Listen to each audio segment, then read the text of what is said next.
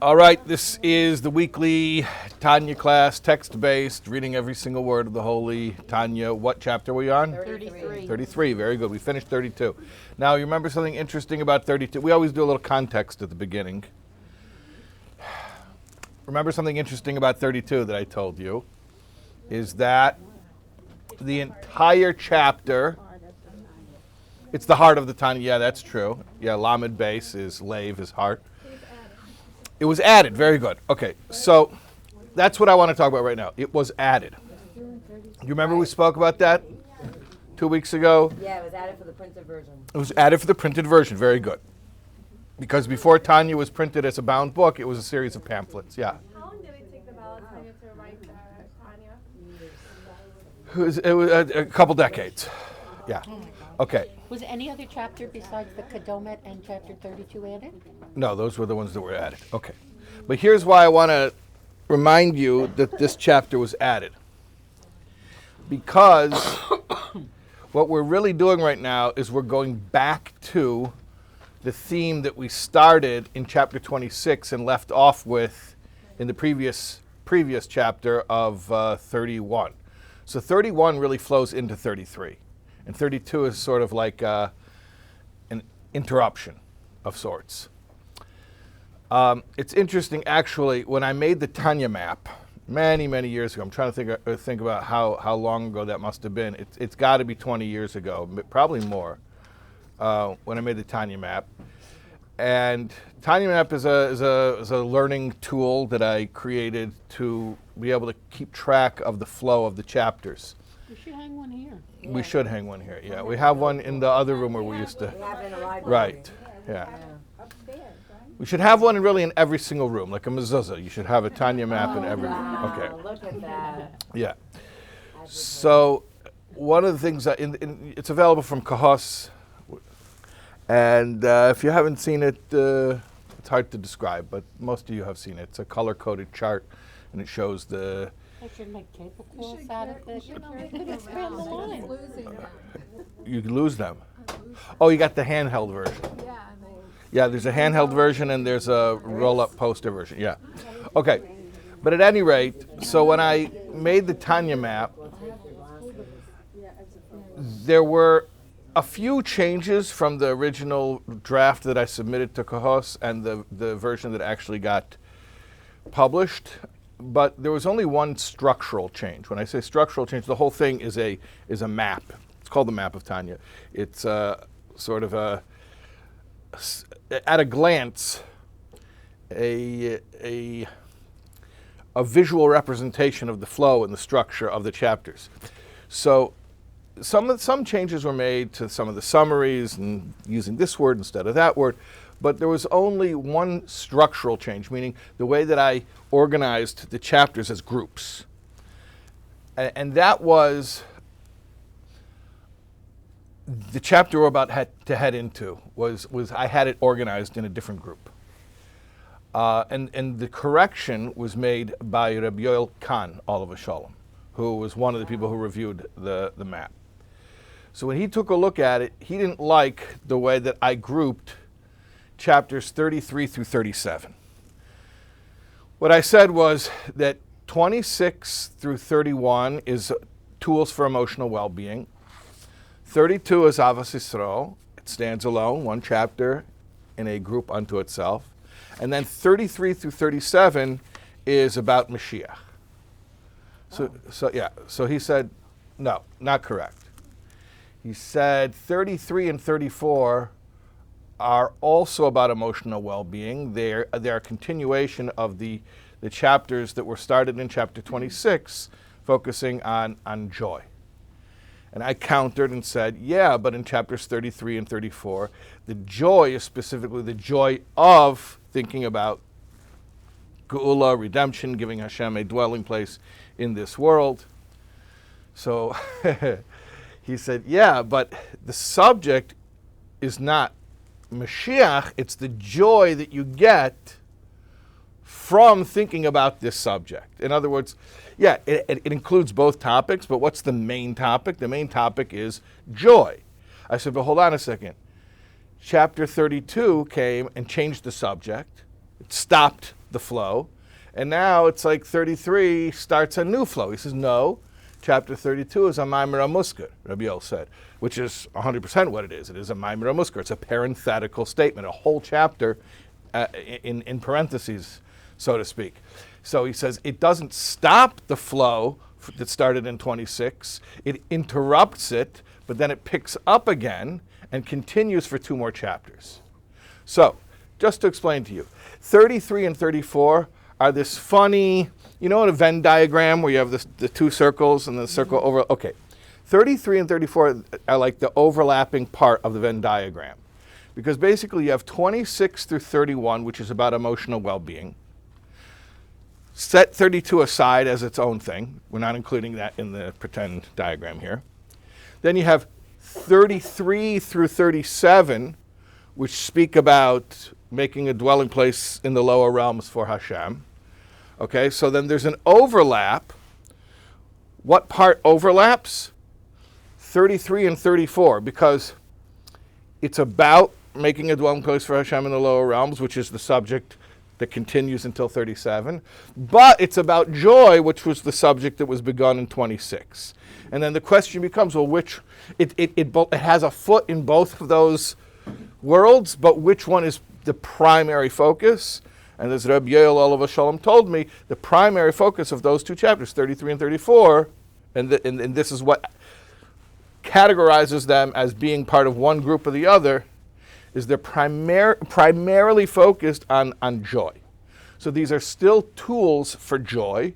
However, the specific contemplation that we're using to bring about our joy, yes, is the idea of giving Hashem a dwelling place in the lower realms, the idea of redemption.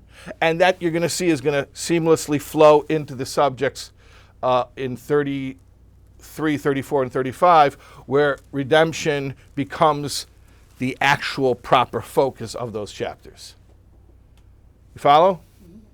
So there's some overlap here, and it's sort of like it takes a real expert to figure out which way to call it. But Baruch Hashem Rabbi Yoel was the expert, and that's what he explained to me. And if you look at a Tanya map, what you'll see is all of the groups of chapters are color-coded. So you have a color, and then it'll stop, and a new color will start, and then then it'll stop, and then a new color will start. The only time you'll have a color start, and then stop, and then start again, are these chapters. The 26 through 31, I forget which color it is, but 26 through 31, people ask me if the colors have Kabbalistic significance. They do not. It was Spotlight Design, just chose whatever was aesthetically pleasing.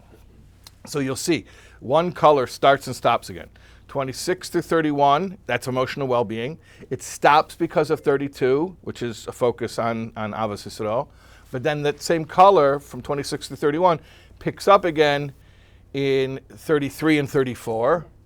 And then it switches colors to when we have 35, 36, 37, which is proper discussion of redemption as a subject. Is that what it is? Yellow, red, and then yellow? Okay, so it's yellow. You're looking it up online. It's yellow. Okay. Yeah. What? Yellow is happiness? Okay. All right. Yeah. Can I make a comment? Yeah. Okay, so I think it's interesting. I don't see chapter 32 as parentheses. Mm-hmm. You know, I know it's talking about Havas Yisrael, and we question like, oh, the path to our own development is through Havas Yisrael, and we ended off learning about Rahmanas and having compassion. And I think for our own self-development, having compassion is key. Okay, so very interesting point. I'll just repeat. You're saying the tool in chapter 32 at the very end about compassion, you're saying it's not so much of a reversal of directions. The whole Tanya is basically about personal development, and 32 is about interpersonal relationships. But you're saying that tool at the end about compassion, that could be used for yourself. Yeah, it can be. And when that becomes the instruction, you're going to read it very explicitly in chapter 45, where it says to direct compassion inward on the plight of your own soul. We sort of alluded to it in chapter 30 when we, the beautiful princess and restoring her to her father's palace. But yes, holding your neshama, nurturing your Beautiful little inner princess. So yeah, in chapter 45, it will explicitly tell us to use self-compassion as a tool. But at any rate, yeah, 32 is not a real interruption. It's not like it's a jarring, shocking type thing like, whoa, how did this... If you wouldn't know 32 was added later, you probably wouldn't detect it.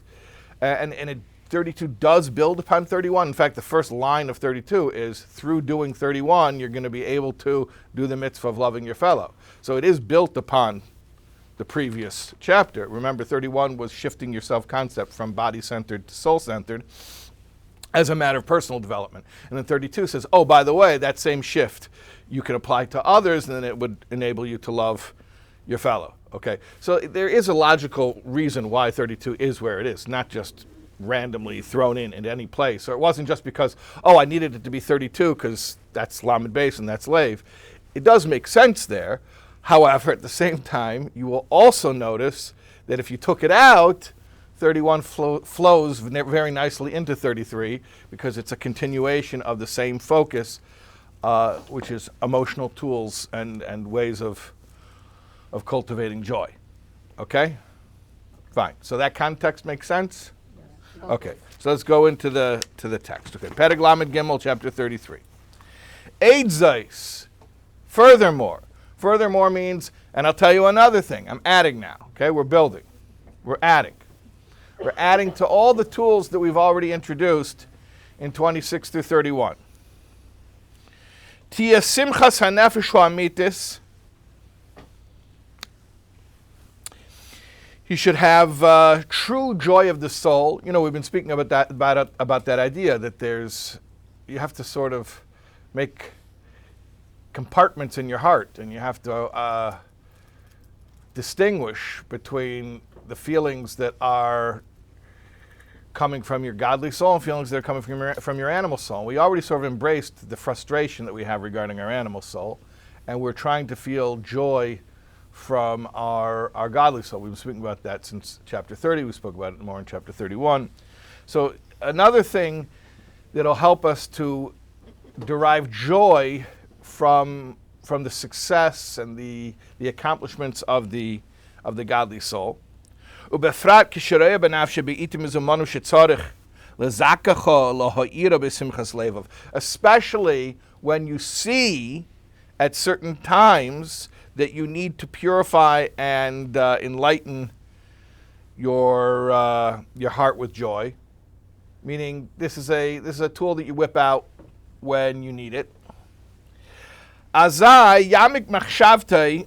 So then, what do? You should focus your thoughts. This is a meditation, in other words. V'yitzayer besichlei uvinasei, and you should imagine. You should conjure up the image in your mind and in your bina, in your elaborative thought. Inyan Yehuda Yisborech Ha'amiti. The idea of God's true oneness. Okay, you're going to say, I don't know how to imagine God's true oneness. Okay, don't worry about it. We have a whole chapter about it. But the punchline's at the beginning. The punchline is, you want another tool for joy, for true joy, especially when you need it? Try to imagine God's true oneness. And if you imagine God's true oneness, you'll be happy. It'll make you happy. Think about Hashem's true oneness, it'll make you happy. What? I don't know. Let's find out. There's a whole chapter about it. Let's find out what he says about it. Sorry, it starts ode, so is it continuing? That's what I said, yes. From the compassion? No. Joy. Everybody. Oh, from 31. Say it, someone say it super explicitly. Another tool. Another tool. Very good. And which chapters would I look in if I wanted tools? For specifically what kind of tool?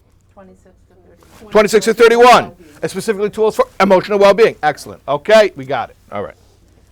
Very good. Another tool for emotional well-being. Okay. So we're going to think about Hashem's oneness, true oneness. Here we go. how he fills all worlds above and below, meaning spiritual and physical. He fills all those worlds. What does that mean? That means that he is the very fabric of all existence on every plane of reality. There is no place devoid of him. He runs through everything. So he doesn't fill all worlds, he is all worlds. If we're filling, then Well, that's a different concept. It's wherever you invite him in. So we're going to put together, even where you don't invite him. so we're putting together different ideas, and we're going to, when we have all the different ideas, this is a list. We're giving you a list here. Okay. So one concept is he fills all worlds. There's no place devoid of him. He is running through the very fabric of reality. And even his glory fills this world, meaning even this physical world, even this lowest world of almost complete concealment. And yet, you know why I say this physical world is a world of almost complete concealment? Because around here, if you see anything that's explicitly godly, you call it a miracle, because it's a break from the natural order. So this is a world of almost complete concealment. And yet, God is completely present even in this lowest world. Now, another concept. Add it to your list. V'kule kame kalei choshev mamish. And everything before him is as naught. It's like nothing. What is one compared to a million? It's tiny, but it's something. What's one compared to infinity? Nothing. In fact, what's a million compared to infinity? Nothing. So everything is as naught compared to him. It's so funny, by the way, in 2023, when you say that, people get offended. I love this generation. This is such an interesting time to be alive. Only in this generation, when you tell people that, you know, God is infinite and therefore the world is nothing compared to him, people are like, what? Who are you calling nothing? It's beautiful. It really is, because the truth is, the full punchline is that when Mashiach comes, we're going to see that the nothing is really a something. But there's a whole process you have to go through of embracing the nothingness to come out on the other end and find the somethingness. It's just funny how in this day and age people get so insecure about it. Like, once upon a time you told people God is infinite, therefore the world is nothing. They're like, yeah, that makes sense. Today people take it personally. They feel like they're being told they don't matter. No, you do matter. You do matter, but just not for the reason you thought you did.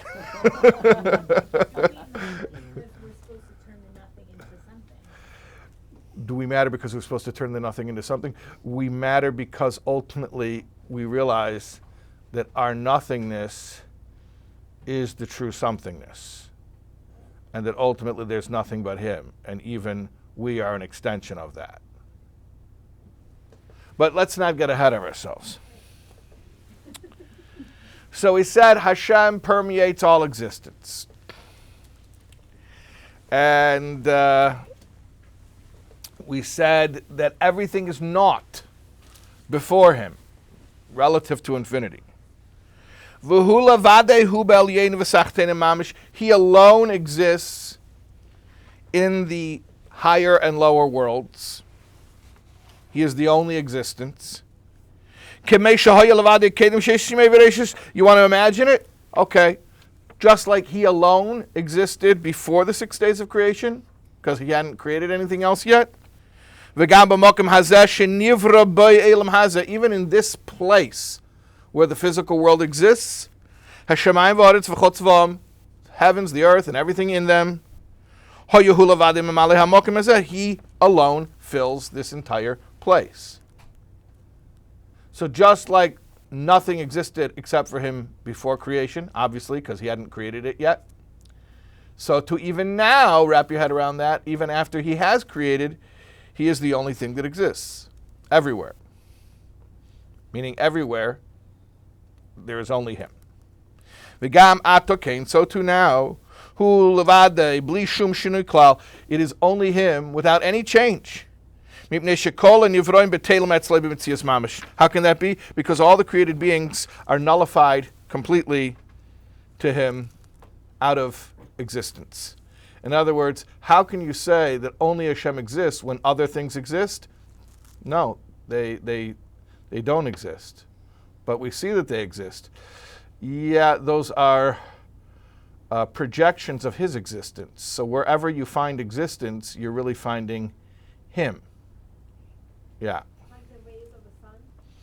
The rays of the sun. Let's find out if that's a good metaphor. Let's find out. Kibitul oisis hadibur v'hamachshava b'mkeirim v'shoshan. Here's a metaphor. Like the nothingness of the letters of speech and of thought in their source. You know, before you speak something or even before you think it, the subject existed. So imagine if you trace the letters means the way that you articulate the idea, the way you give it form. Imagine you trace that to its original source as an idea, as an abstract idea in the pre-articulated level. And you try to trace those letters back up to the original abstract thought. So the letters don't even exist up there. Hu mahus hanefesh v'atzmusa. So in the mashal, when we're describing a person speaking, where are his ideas from that he thinks and speaks? They're really embedded in his actual soul. Shehin eser b'chineiseh chochma bina v'das sechulu. These are the 10 faculties of the soul that we spoke about in, for extra credit, chapter 3. Very good. In chapter 3, yeah. So before you express something, either verbally or even in your mind as a thought to yourself, these ideas were embedded in an abstract, sort of amorphous, pre-articulated state in your soul, in its faculties, in its potentials. We call them koiches, in its potentials. She'ein bahem bechinas eisias adayim. They don't yet have letters. Kedem shemislabshes belvush hamachshava, before they come into thought. Commotion is bar by prakim chaf v'chaf alav barichas ein sham, like it's explained at length in chapters 20 and 21. Go look there. Remember in chapters 20 and 21 we were speaking about oneness, how the worlds are nothing compared to Hashem. U'kameshin is bar gam kim b'makim achad mashal gashmi lezeh. And now here's another mashal, a physical mashal. Okay, so you get the first mashal. The first mashal is letters. That before you speak it, you knew it. You couldn't speak it if you didn't know it. You couldn't even think it if you didn't know it. Before you thought it, you knew it. But in its state where you only know it and you haven't yet even thought it, those letters are non-existent. And that's the relative non-existence of creation. It's like letters of speech. What happens to the ones that don't come to fruition within your potential? The stuff that you know but you don't think or say. Right. So it doesn't get thought or said. Doesn't go anywhere. Does it go anywhere? After 100 Builds up pressure probably. Dead end. Causes anxiety. Causes Have neurosis. the right class. And these are positive or negative thoughts? Yeah, it doesn't make a difference. Yeah. Okay. So that's one metaphor. And what are these metaphors for? What are we trying to explain? Hashem's oneness. Hashem's oneness, more particularly the flip side of Hashem's oneness. Our non-existence. Yeah. Our relative non-existence. How we can exist but not exist. How we can exist but yet Hashem is the only thing that exists. So we gave one metaphor for it, which is letters of speech. Okay. Now he gives another metaphor.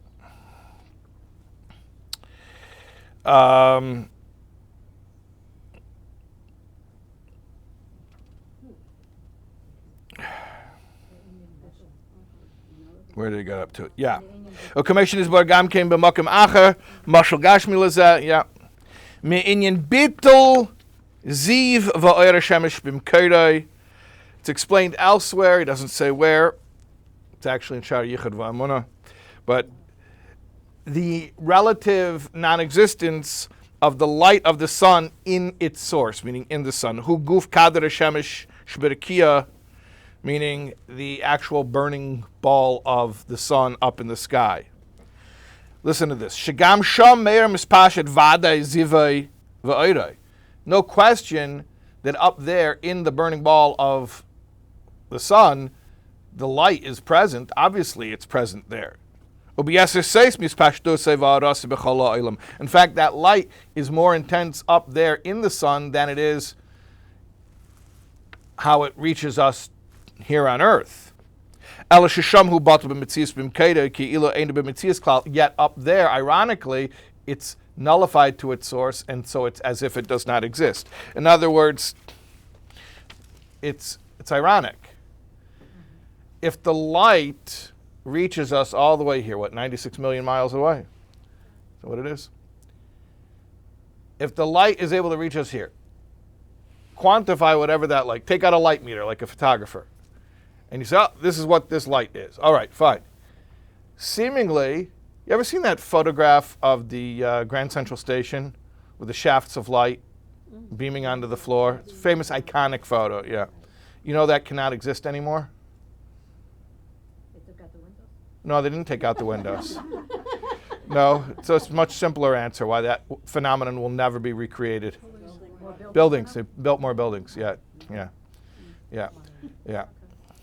So there's this iconic photo of Grand Central Station, I think from the 1930s or something, black and white photo, and you have these shafts of light shining diagonally, yeah. And cats are very good at finding those. The sunbeam on the floor, right? Cats always find the sunbeam on the floor. So imagine you have this ray of light. Okay, so you can quantify how much light it is, how much warmth, how much light. And then you think to yourself, well, you know, this is 96 million miles away from its source. Like if I'm getting light all the way over here, I'm just thinking logically, if I would go float up into that sun ray and go all the way up and out and to the sun where it comes from, that sun ray would be probably even more intense up there, right? Logically. And yet that's not what happens. When you get to the sun, there's no more sun rays. And it's not, follow me here, okay? I'm going to drink a little extra coffee on your behalf. We need it. Listen to this. When I say the sun rays cannot be found in the sun, I don't mean a bittul like finding a needle in a haystack. Because finding a needle in a haystack, the needle is still present in the haystack, it's just hard to find because there's so many other things there that look like it, that are the same size as it, so it's very hard to locate it. What I'm talking about is much more than that. It's not just that you lose your particular sun ray among all the other sun rays. It's that when the sun rays in the sun, there are no sun rays. The phenomenon of a sun ray only exists away from the sun. So think about creation this way. That all of creation, or if it helps you to do it in particular, every specific created being is like a sun ray. You would think logically that if you would trace it to its ultimate source, maybe I would see this created being in a more robust, more distinct, more pronounced form. But that's actually the opposite. If you would trace a created being to its source, which is the oneness, the absolute existence of God, what are you going to find there? You're not going to find more created being. You're going to find more creator. You're going to find more absolute existence.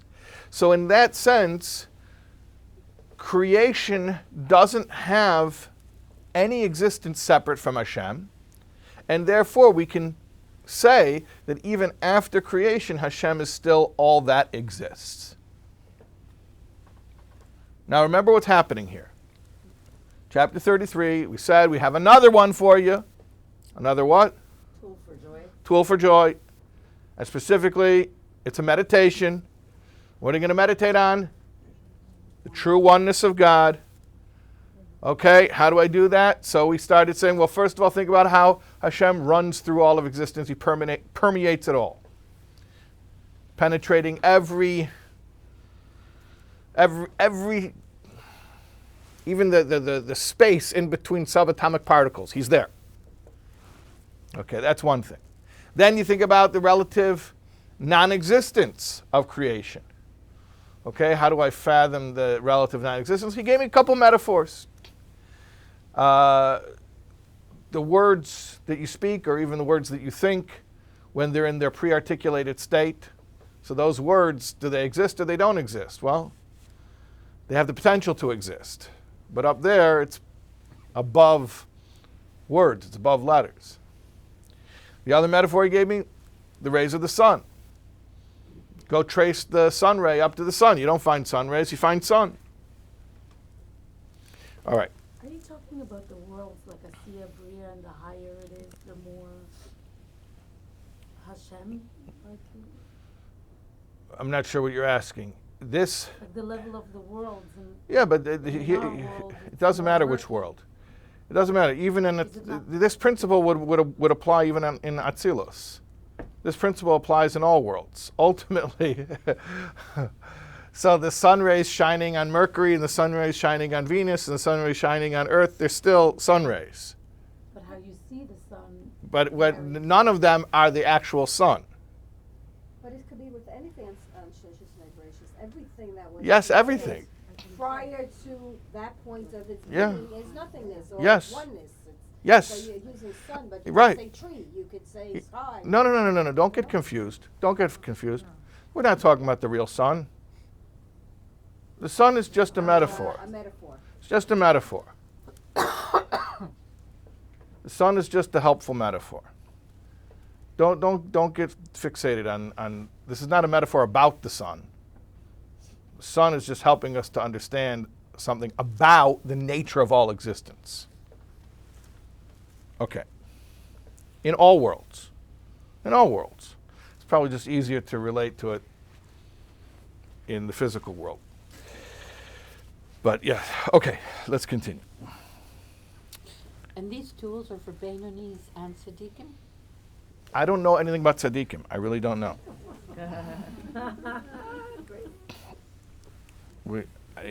There was a Sefer Shel Tzaddikim who was lost in a fire. I told you that before. What?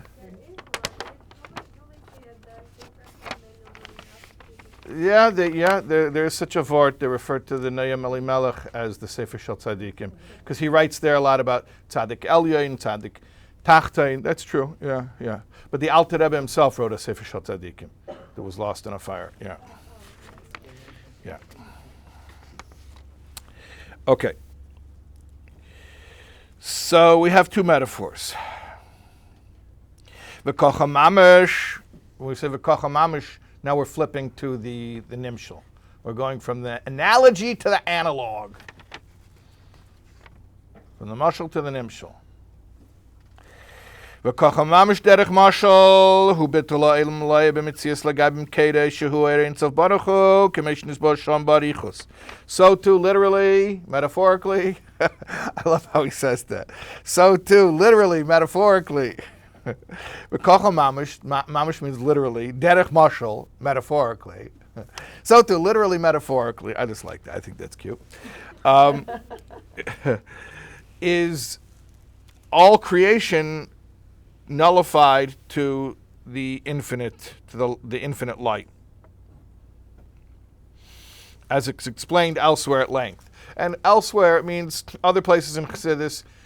This is Tanya. This is first volume of Tanya, the Sefer Shel Beinonim, or Likutei Amarim. And the point here is not to talk about cosmology. There are other places in Chassidus who will speak about cosmology at length. Cosmology is not the point here. What's the point here? One word. In this chapter? Joy. And in order to discuss joy, we're talking about God's oneness. But if you want to learn about God's oneness, this is not the place. This is not the sugya. There are other places to learn about oneness. We're mentioning it in passing. Vihine, now, here's the takeaway. Kishiyamek b'zeh harbet. When you'll delve deeply into this, a lot. What's going to happen, he says? Yismach libay v'sagol nafshe. Your heart will be gladdened, and your soul will delight. Af gilas veranein, you'll delight a lot. B'chol lev v'nafesh u'ma'ed, with all your heart, with all your soul, with all your might. B'emunazu, with this faith. Ki rabahi, because indeed it is a great faith, a great idea. Ki hi kiras elikim mamish. Another way to describe it is closeness with God. So when you'll meditate on this idea, the point of it is not an intellectual exercise, it's an emotional exercise to bring you to a feeling of closeness with God.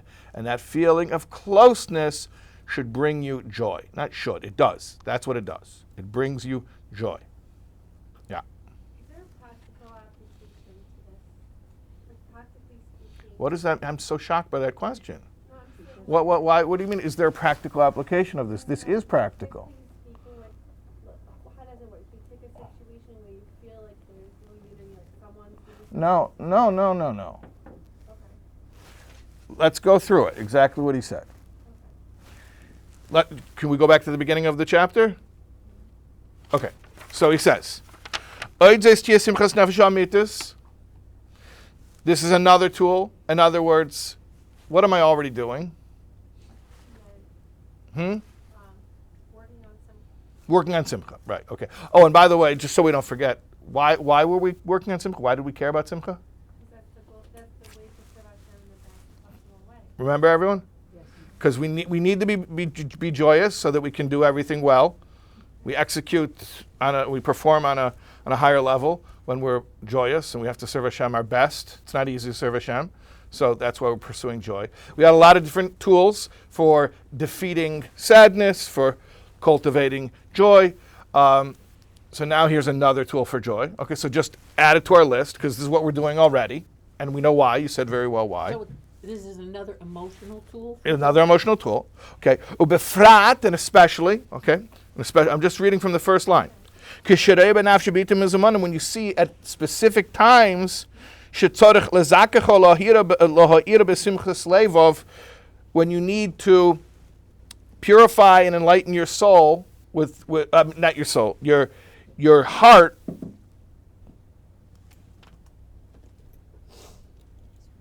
Azai then, and then he goes on and says, here's what you should meditate on. I guess my question is, what are you thinking? What are you thinking? Okay. What are you telling yourself? You keep on making more work for yourself. So, what are we thinking? Tell me. So, I know The general I'm thing. supposed to think What's the general subject we're thinking about? unity. Hashem's true oneness. Very good. And break that down for me. Yeah. What's the first aspect of that? He fills He fills all all the the worlds. Very good. This is. I'm saying this to myself. Hashem fills all the world. Yeah. Well, Those are things that I need to tell myself in my. you're meditating. Okay. Yeah. Okay. Fine. He fills all the worlds. He's running through it all. Okay. And then keep breaking it down for me. His glory fills all, even this world. Even this world. Very good. Yeah. And everything is not in front of Everything is not in front of me. How can I picture that? Can you give me some help? the sun. The sun is a good one. Exactly what it says. This is what I'm thinking. This is what you're thinking. Yeah. Okay. This is a literal meditation. Okay. Yeah. You keep saying true joy. Is there any other kind of joy? Yeah, like eating donuts. It's not true joy. I mean, it feels. Yeah. I mean, sometimes you take what you can get, but it's not true joy. It's not true joy. No, is there untrue joy? I mean, just. I wasn't joking. What? I wasn't joking. It's funny, but it's not a joke. It's more sustaining joy. Okay. And the image, when he says imagine, When he says imagine, you know what he means? picture in your mind. Literally, picture it in your mind. Well, how do you picture that then? You can't But he gave you a metaphor. That's why he gave you a metaphor, so you could picture it. You can't picture a Baruch in any form or shape. But that's why he's giving you metaphors. Oh, the metaphors. Okay. The metaphors. That's why he gave you metaphors, so you could visualize. Okay. Right, right. But, as I mentioned, Yeah. this is not an intellectual exercise, an emotional exercise. So the point is not just to see, oh, could I wrap my head around this concept by use of these metaphors? That's not the objective. That's the tool. The objective is, can I put myself into an emotional state where I feel close to Hashem? It's a specific form of joy, which he calls kirvas elokim, closeness. So these are thoughts that I'm thinking in order to generate a specific form of joy that comes from feeling closeness to Hashem. Naturally, can't you argue that the intellect does bring about certain emotions? Yeah, that's the point. This is automatic. So you're saying it's an emotional exercise, but it's also an intellectual exercise. Okay, why am I making it clear that it's an emotional exercise and not That's an the intellectual bottom line exercise? goal. Because that's the bottom line goal. It's like the whole Chassidus Chabad, people misunderstand. So, oh, it's Chabad, it's Chochmah Bina Das, it's intellectual. No, it's actually emotional. But Chabad is not describing the goal, it's describing the method. The method is you think about stuff, but the goal is it makes you feel something. Okay? So we're trying to bring ourselves to a state of feeling a specific form of joy, which comes from a feeling of closeness to Hashem. And these are the things that you think about and visualize in order to feel that. Okay. 100% clear? Okay. Excellent. Thank you. All right. All right. Now he says something, I don't know, can I call it shocking? It's a little bit shocking.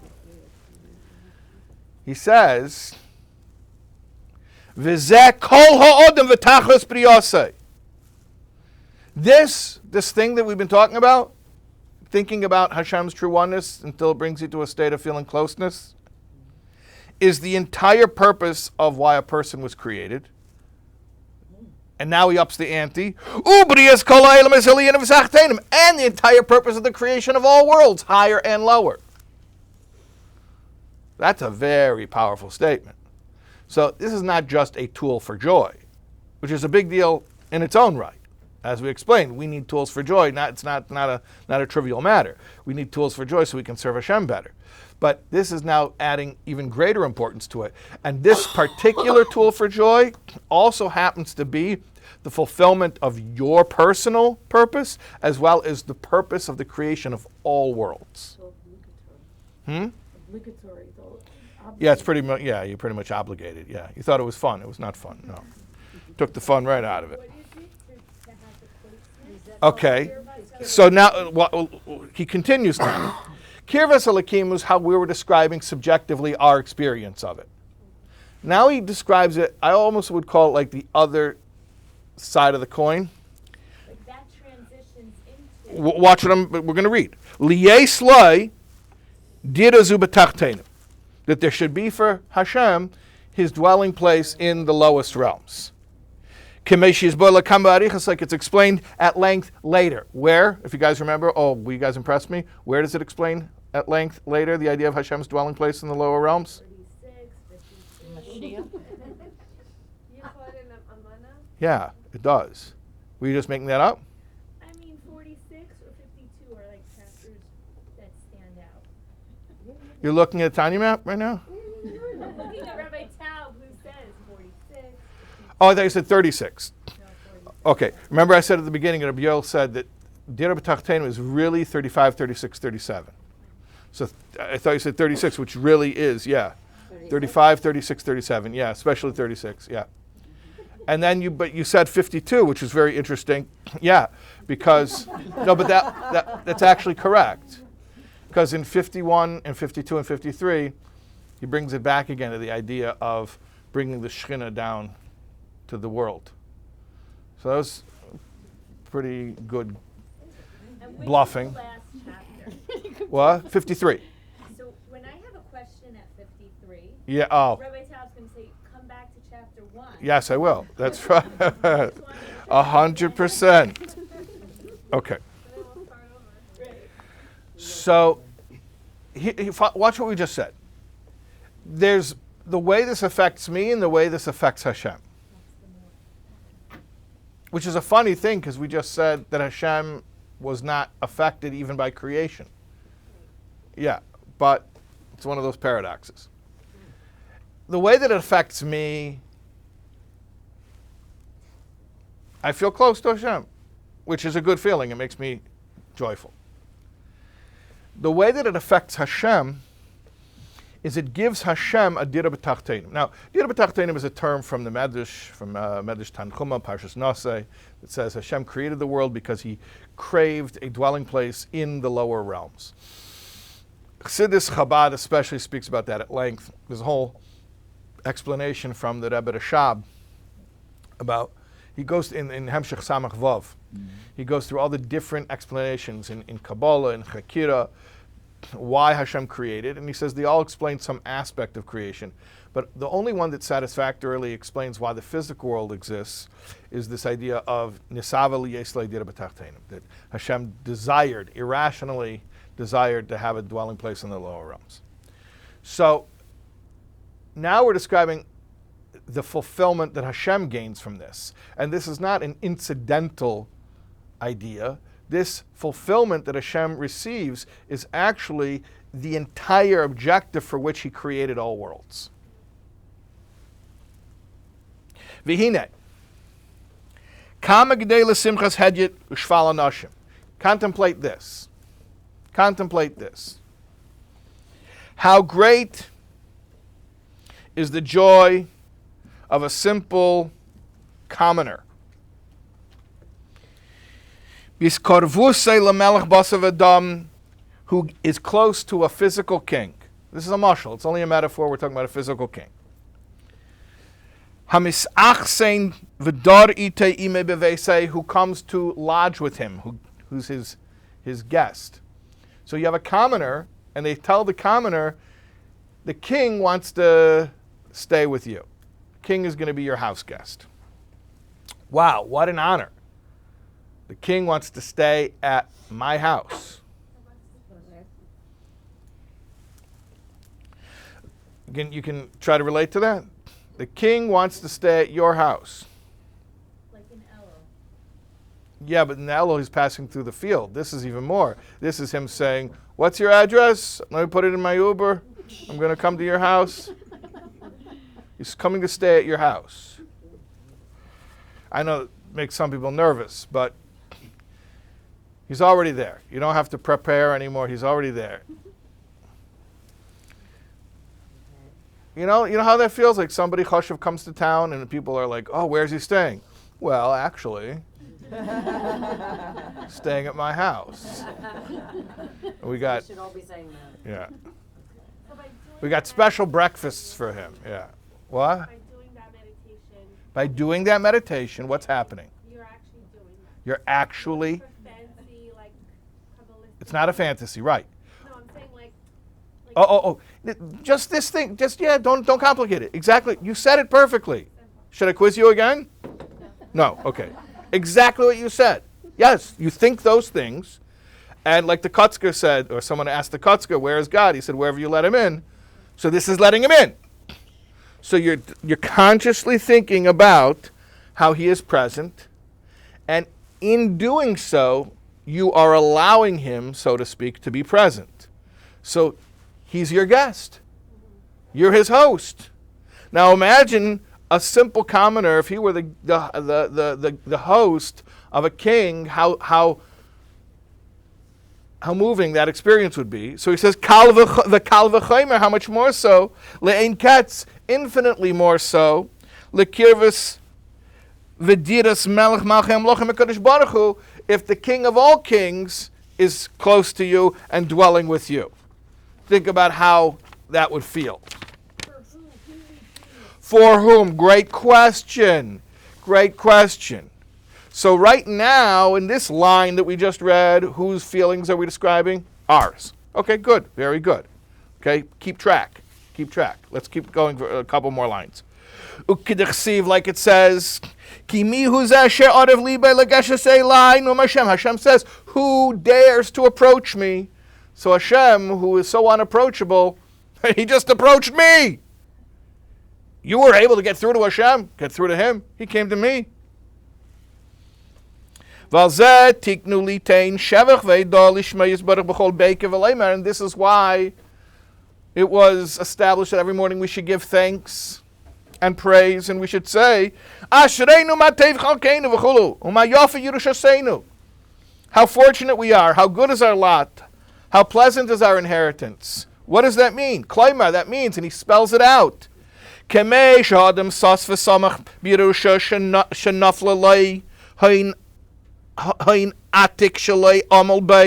a person who inherited an old fortune that he did not work for. Trust fund, baby. But this is infinitely more so.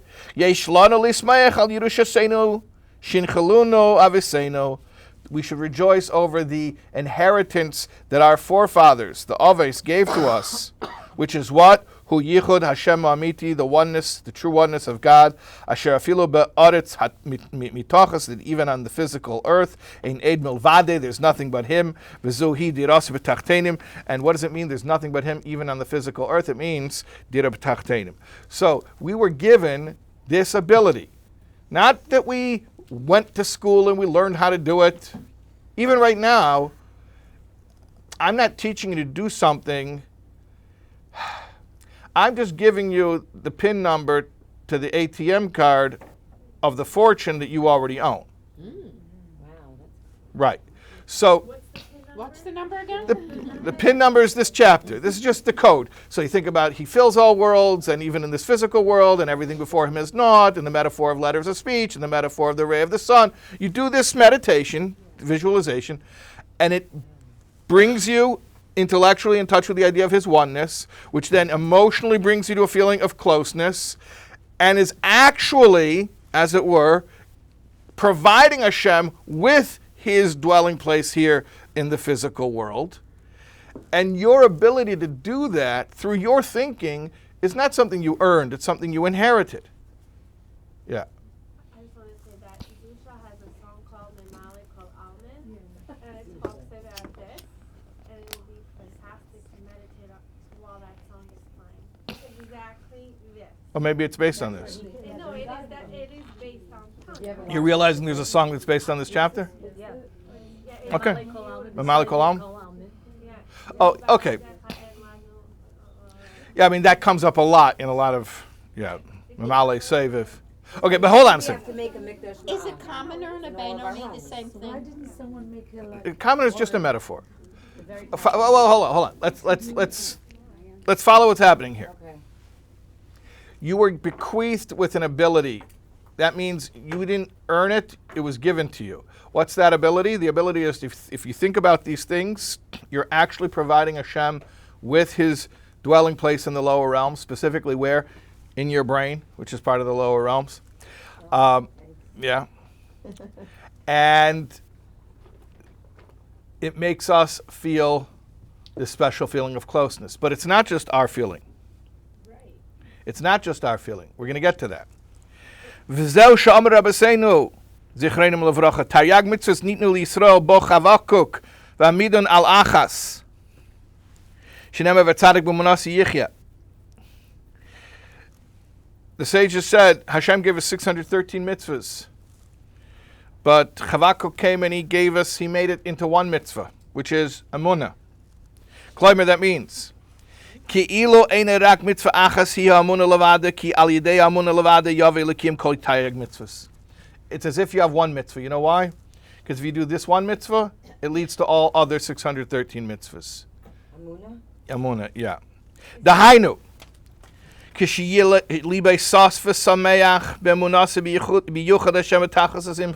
When your heart rejoices in your belief in Hashem's oneness.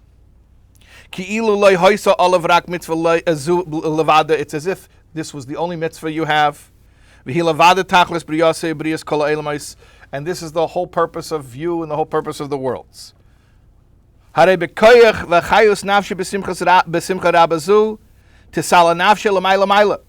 the power of this one joy that you get from this one mitzvah, it lifts your soul up. Al kol hameinim kiyim kol tayag mitzvahs mibayis mechutz, and it lifts you over all the impediments, internal and external, that would thwart your performance of any mitzvah.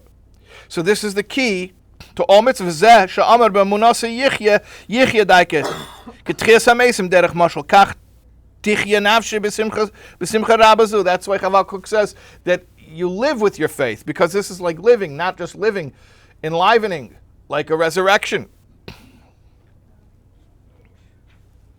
V'hi simcha kfula umchupelas. This is where I want to leave off. And this joy is double and redoubled. How is it double and redoubled? Because, say it.